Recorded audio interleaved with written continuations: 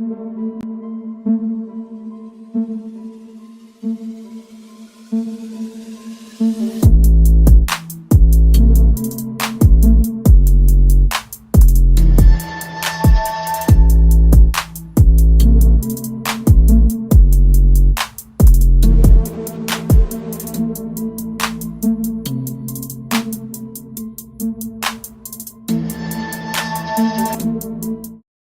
up, nation? NFL Week 3, CK, and the WiseTake Nation, man. Week two is not fun. Week 2 is not a fun week for me. Week 2 did not go as planned for me. But shout out to those of you who did do the dirty. Dirties will be done one way or another, whether it was me, whether it was you, whether it was someone's gonna do it. Didn't love week 2 going into it. Trying to force myself to like it, because what else we gonna do? But didn't love it. I do like week 3. I like week 3 a lot better, a whole lot better. And part of it is because we have had a little bit of samples. Part of it is because it's just a juicy slate. You know what I mean? Pat, what's happening, man? Good to see you, Pat. It is a juicy slate, so I'm definitely excited for week 3. I've kind of had a lot of my lineups built and haven't changed a whole ton. There's some news that obviously will change things. There's some teams that are looking pretty thin. Some value that could open up, some value that could go away. So a lot of news to keep up with over the weekend. As usual, my article will be up over at wisetake.com. Either Saturday night or Sunday morning it'll be up there. So we'll see. Make sure you check out the prices. Prices did drop. Trying to make it as affordable as I can to get everybody in here for football season, and so we can all have a good old grand time. So let's go ahead and flip it over. Let's take a look at the slate and do what we do. Let's do what we do. All right, we'll start with quarterbacks. So Josh Allen, it's hard not to like Josh Allen. I feel like I'm gonna end up having a stack of that game, whether it's Allen, Tua, or even both, just because like if it does go off, I mean it's hard to see it not, but I guess like if it doesn't go off, I won't feel as dumb about burning those teams as I would feel as if it did go off and I didn't have any. The way these two teams have played, the offenses, it's been electric. But Bill's secondary is a little beat up, right? Which kind of you would think would allow Miami to hang it again. And this game's in Miami, so regardless of how good you think Buffalo, how much better Buffalo is than Miami, which I do think they're better, but regardless of that thought, this is the game, the circumstance situation you'd expect Miami to kind of hang around in. Lamar Jackson, AK, probably going to be really low on 48 against Miami, man. He went nuts. 48. 119 rushing yards. And it's New England. New England's terrible, though. They're pretty bad this year offensively. Defensively, they just look awful. So I don't know. I skipped over him last week. That ended up being a huge mistake. I know a lot of other places ended up being big on that game with the Lamar side or the Tua side. But I think I'm going to skip it this week. I didn't buy in on it while it was low. I'm not going to buy in high. Pat Mahomes, I mean, he's 7'9", in my opinion, the best quarterback in the league. You see what the floor could be. Playing the Chargers didn't do so well. We know historically the Colts play a lot of zone, but this is not a quarterback I'd rather have in general outside of Patty Mahomes. So I definitely will have some Patty Mahomes stacks. Jalen Hurts looks like the real deal, man. He looks good. He's running double-digit rushing attempts per game. He's got 2 rushing touchdowns against Minnesota, 1 against Detroit, and he's throwing the ball 30 times. So a game. So definitely. On the flip side, Carson Wentz he's been solid, man. I know. I'm skipping to him because we happen to be in that game. Over 40 attempts in both games because his team is not very good. And they haven't ran the ball very good. Philly is a tough team to run on. You can see how good they did against Dalvin Cook and the Vikings. Wentz is throwing, man. Has thrown 3 interceptions, but he's also thrown 7 touchdowns, over 30 in both games. I'm going to have a Carson Wentz stack. It's a little spoiler to the article. So he'll be one of the quarterbacks I end up with because he's so much cheaper than Hurts. You know what I mean? We'll see if Herbie plays. If he does play, he'll be extremely low owned because I think a lot of people have just been flipping around and skipping right over him. Kyler Murray and the Rams. Murray's been getting there despite not playing particularly well. Hasn't thrown for 300 yards yet, but because of the rushing upside, you can see against Las Vegas, he ran for a touchdown, which kind of helped him get there. But he's playing a good defense, a damn good defense. Kirk Cousins. Yeah, I'm gonna have some. He's at home against Detroit, who arguably looked like one of the worst defenses in the league, if not the worst. I'm gonna have some Kirk Cousins. There's some concern with it being a home game. I think if you go heavy on Cousins and the Vikings, and we'll talk about Justin Jefferson, who looks like a phenomenal play, but if you do happen to go heavy, then you might want to have some Dalvin Cook hedges, because I mean Cook could just as easily just ruin this game for Detroit. He hasn't had a breakout game, man. We'll talk about him at running back too, but yeah, I think this could be Kirk Cousins kind of due. Every now and again, he'll go for one of those games. He's got the right matchup for him. He's got the right matchup for his receivers. It should be just, he should be able to do whatever he wants. The question is, as good as Detroit has looked offensively, right? Offensively, they've been able to hang, been able to keep up. They just played 2 straight home games. Now they play their first road game on Minnesota. So there's some concern there. You know what I mean? Joe Burrow, potential bounce back spot against the Jets. Good opponent for it to happen against. I think the Jets defense is improved. They got some studs, and the defensive line particularly has some guys. But we did see, they can be beat. Granted, a lot of the work came on the ground. I know Amari Cooper caught a touchdown against them, but Chubb was really the one who dirtied them up, right? So just something to keep in mind. But I mean, this is I would say it's a buy low on Burrow, but he was 6'6" last week against Dallas. He was 6'4" against Pittsburgh. I haven't seen it. But we expect him to kind of put it together. We expect that to happen. Interestingly enough, we got Rodgers and Brady, who are going to be virtually unowned in a game with an extremely low total. Both sides of the ball, both teams' offenses are banged up. Receiving core is all banged up. We'll talk about that a little bit. Tua, I expect Tua to be pretty popular. It was 5'6", so like, how much can you raise it? But 6'1" just seems too low for the upside. Now, on the other end of that, you can see what his floor is. Remember against New England, granted, that was a game that was just really slow. This is a different style of game than you anticipate. You expect a different kind of game that we see against Buffalo. Something similar to what we saw with Baltimore. But point is, the dude's floor is low still. And they can't play slow if need be. As far as the cheap guys go, I haven't really come down there too much. I think that we've already gone over. It's probably the guys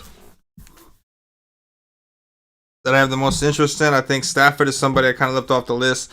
Cardinals defense looks horrendous. It looks pretty damn bad. I know the Raiders didn't dirty it up as much as people maybe wanted, but either way, I think Stafford's kind of interesting. He's only 6'5", I have low ownership, but I think like Allen and Tua, obviously, I like Patty Mahomes a lot. I'll have some Cousins, Carson Wentz. I mean, it's scary, but the top part of that list sounds great. The bottom part of that list sounds a little scary. But Jonathan Taylor against Kansas City. If you have some home teams, it's a good excuse to use him as a bring back. Though I think that Pittman's going to be the guy they kind of need to hang around. Don't get me wrong; I think they'll be able to run the ball, and they are at home. I mean, really, it's probably both, right? If you're really looking for a Mahomes shootout kind of game, you'd like to try to get both of them in there, Pittman and Taylor, because you just feel like that's where the offense is going to be. You saw how bad they were without Pittman, how bad that passing game was, and just in general how bad they played. Derrick Henry, 8,100 over there. Oof. Christian McCaffrey, the usage just isn't as high. I mean, he's good, so he's making the most of it. Double-digit points in both outings, but the usage itself is not. It's just not something you could rely on. And the usage is really what made him such a expensive, like high valuable running back. I think he's still talented. He's still extremely good, but it does make me a little bit nervous here that the volume isn't as high as we were hoping to see, right? Derrick Henry, we've always got as a second half player. This is a really good matchup for him. He's at home against the Vegas. I think this is a matchup he could do well in. But his team's got the defense keeps putting him at a disadvantage. They got to put him in those situations for him to get fed. Needless to say, I mean, Taylor just stands out so much more with all these high-level guys. I know Jacksonville didn't happen, right? 1 target, 9 attempts. They lost 24-0. That game was just like, it was just craziness. You can see against Houston, 31. Granted, the game go to overtime, 7 targets, though 31 actual carries. That's kind of what I'm hoping to see, especially with them being at home. Dalvin Cook would be the next guy. I mean, there's Eckler who's also in play, especially if Herbie's out. We can see him get fed a lot, run a lot. I mean, you want Herbie in, I think, because he's gonna get around 14 rushing carries, rushing attempts. But if you would think that Herbie's the one that's gonna feed him the most through the pass game. But Dalvin Cook, man, I think in this price range, this mid-tier, I think he's probably due. Another one against Green Bay, 5 targets, 20 carries, so the volume is there. I think we're just missing the touchdowns, and he's at home against Detroit. This is a situation where he can certainly get those touchdowns in, and there's no guarantee Detroit's offense moves like that, which could open up the way. That's what I'm saying. In a shootout, Jefferson, Thielen, those guys, but if it's a game where Minnesota ends up just kind of dominating, which is possible, Detroit's still not a very good team, then you would think that's going to be on the back of Dalvin Cook. I think Fournette, if he does play, is questionable. It's interesting because of the usage. I mean, you see what it is. They don't have Ronald Jones anymore. They got some guys back there, but I mean, I think he's just taking it easy because of how hard they've worked him. But we got receivers banged up. No Godwin. Julio Jones questionable. There's still a lot, and I would be surprised if Fournette did not play. Similar to what the note says, I'd be surprised if he didn't play. But he's getting fed, man, and 6'5". Doesn't seem too bad for that kind of usage. He's getting more carries each game than Christian McCaffrey. And just saying. So I do like Fournette. Then I think the cheap guys. We won't talk about everybody here. I think that some of the cheap guys are kind of interesting too. Mark Ingram, Miles Sanders. What I meant to click on. Miles Sanders, 5'5". Another one, double-digit carries. Not as involved in the pass game as we'd like. I think with this game being around, I think this game is going to be somewhat close. I know they just blew out Minnesota. Everybody might be expecting that. But Washington's been letting Carson Wentz rip. Revenge game for Carson Wentz. Washington is home, which obviously helps their case. I think Washington's defense is definitely suspect. And I think they can be ran on. And not just that, but the Eagles like to run the ball. Whether it's Hurts or Sanders, they like to run the ball. I know it seems they pass a lot, I get it. But they do also like to run. So Miles Sanders, 5'5", just a little bit too cheap. I think it's too cheap on both sides. I don't remember his FanDuel price, but I think it's too cheap on both sides personally. One other guy I'll point out is Pierce. Hasn't had the results. Chicago, though. Chicago has been ran all over. Niners, it was like they lost Eli Mitchell quick, but before they lost him, he was averaging like 6 or 7 yards a carry. And then even the backup guys did all right. Green Bay. Right, Aaron Jones, I'm pretty sure just dirtied him up real bad. Aaron Jones, 132 rushing yards and just 15 carries, man. I think this could be a spot for him, and I like the idea of paying down at running back in situations where I'm not trying to like get. Now after talking about it with y'all, now I feel like I have to have like at least one Dalvin Cook team, at least because I am going to have at least one Cousins stack. That makes me nervous. I feel like I should have that as a hedge in a separate lineup. But overall, generally speaking, I kind of like the builds of paying down a little bit at running back and going that route. And just there's so many good receivers this week. So many good ones. Cooper Kupp. I mean, he's put up 32 times in a row. I mean, he's just been automatic. And he's playing a terrible defense again. Justin Jefferson. Bounce back spot. Still had 12 targets in the game against Philly where his quarterback played terribly. But you see what the upside is. Against Green Bay, who has a pretty good secondary. 184 yards receiving, 2 touchdowns. This was at home. Now he's at home against Detroit, who everybody's done dirties against. I'm good with that. Devontae Adams, man. Only 7 targets against Arizona. Didn't go his way. But, I mean, still 8,400. Look at the first game. 17 targets in his first game. I feel like at his price range, there'll probably be those builds I have where I pick my stack, pick some of the value play I'm into, and I'm just kind of left with something left over, and it's not quite enough to reach for like a Justin Jefferson. If I was left with Devontae Adams and I really like the rest of my team, I'm keeping it there because it's just tremendous upside anyway. Jamar Chase, I would probably only do in a Burrow stack, but obviously potential.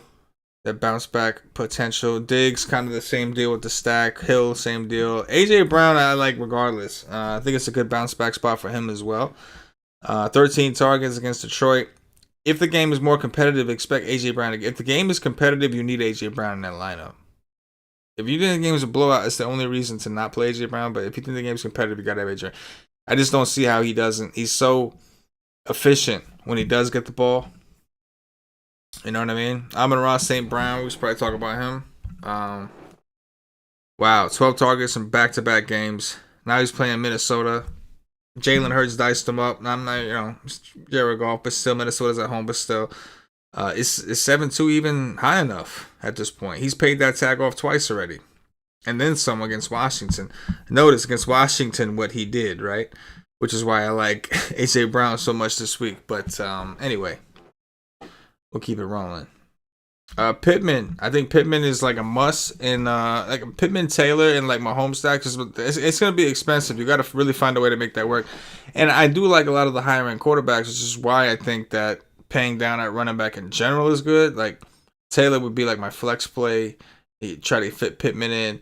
Love to fit Kelsey and Juju, but obviously you need a value somewhere. You have to make something work somewhere, so that could be tough. But you saw with the offense how bad it was without Pittman. I think Pittman is a difference maker. I think he's going to help. It's now that we know he's in, he's going to help alleviate some of the stuff for our man out there, Jonathan Taylor, right? A true legitimate threat on it. They had nobody to step up. They had nobody to step in the pass game. That's just the truth, you know. Does Terry McLaurin finally get there? 8 targets against Detroit. That was promising, but the efficiency hasn't really been there. And Curtis Samuel, we'll talk about him real quick. Curtis Samuel, who's still only 5-1 on DraftKings for whatever reason. Remember, him and Rivera go back to their Carolina days, and we know that Rivera likes to use him. That system, they like to use him in different ways. He hasn't run the ball a ton. In the first game, he had 4 carries, second only 1. But they are implementing a lot of plays in his direction. I would think that Darius Slay is going to be on McLaurin, which gives me some pause for concern there. But even if that's the case, you would think that all the more reason to do what they seem to like to do, and that's design plays up for Curtis Samuel. So I mean, I think he'll be popular this week, but it is kind of hard to argue at this point.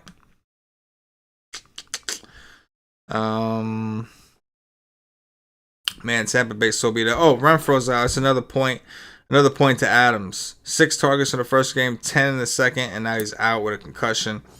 There's some potential value that could take his spot, but I think Carr is likely to just keep feeding Waller and Devontae Adams, to be honest.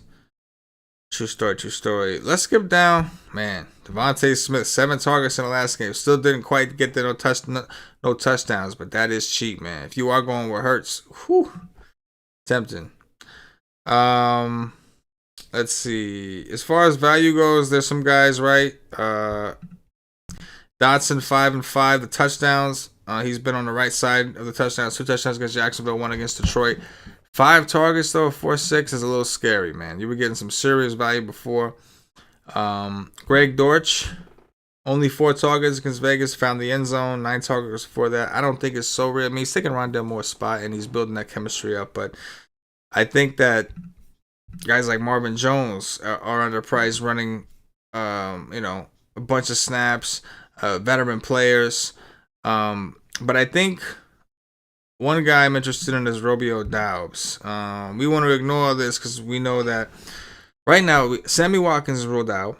Randall Cobb is sick, and Chris Watson has a hamstring. They're all questionable for week 3. So we want to see. I think that bodes well for Allen Lazard, obviously, but I think that 3,800 for Romeo Doubs in that situation is interesting on DraftKings. On FanDuel, I don't know because it's so touchdown dependent, but on DraftKings, you feel like maybe you can get enough targets. But it's gonna come down to who's in, who's out, injuries, all that good shit. You know how that goes. We'll go to tight end here. Obviously, Kelsey's the big dog. Renfro being out, I think it's a boost for Waller. Waller was like the only player in the core last week who did all right for us. 5-8. I'm cool with Waller again this week. I actually think a Carr stack could be a little sneaky. That game in general, right? Tennessee's look awful, but we know that their offense it could roll, and they're very well capable of getting into shootouts. And I think Las Vegas is more equipped for shootouts with the addition of Devontae Adams. So I think that the Carr stack could be a little bit sneaky. And if you're doing that, Adams, Waller, no doubt, I might have just talked myself into one of those. Tight end for me, though, similarly, is going to come down. Kyle Pitts is, whew, they're not giving him the ball. I don't know why. I mean, listen, the first game he had 7 targets, but this matchup for him is really juicy against Seattle. Seattle's defense looks horrible. 4,800 for a player with hill upside is massive, but he's earned it with that kind of floor. And we just got to see the team just willing to feed him right. We got to see him kind of connect. It's funny because Mariota, for years, did some good stuff with like Delaney Walker in particular, but he had a few tight ends that he would work in, and the system looked good. But this hasn't really been the case the whole time. Tyler Conklin. We'll see if Uzoma returns. He's got a hamstring, but if he's out again, I know it's not like massive ceiling, but 3,800, 9 targets against Cleveland, 7 against Baltimore, nice play in Cincinnati. If Uzoma's in, I don't like it as much, but I think for now he's in play. Cameron Brate was a guy that we kind of came on in the slack a little bit late, and it just didn't really pan out. But if all the injuries are there, I'm not opposed. And then Logan Thomas, man, 3,500, just an interesting punt option. Just an interesting punt option. Played 62% of the snaps in the season opener, which is pretty good considering he was about to retire because of how hurt he's been. But anytime you're playing Logan Thomas, man, you're playing an injury game. It's scary. It's scary. But Wentz has been known to feed his tight ends over the years with Zach Ertz and whatnot and Goddard before these other guys had a crack. So just a few players to kick around and think about for the time being. I guess that's it at this point, right? Like I was able to move quick on this one because I feel good about the slate. Just kind of go right to the guys that I like. And so I feel good about it, man. I'm hoping that some of you guys come hang out with us. Come check it out at wisetake.com. Come check out my article. Get an invite into the Slack if you get the qualified membership, and chat it up with us Sunday morning. Because like I said, I think this slate is definitely interesting. I like the way it's shaping out. The problem is I don't know how many teams I'm going to need. You know, I try to keep it to like around 5 main teams or less, but I might need a little bit more. So we'll see how FanDuel goes tonight and see if I can get a little more on each site, because I think I just talked myself. And that's why I like doing the show with you guys. I think talking it out with y'all, I think I just kind of came across a couple other sacks that I might need to add to it and see what we get. Anyway, Nation, appreciate you guys. Please subscribe, turn your notifications bell on so you don't miss out on any of the free content we put out. Hit the like button, man. That really helps us out. It's good to be back, and I'm looking for a strong bounce back week this week. So we'll see. Appreciate you guys. Do it for the nation. Good luck.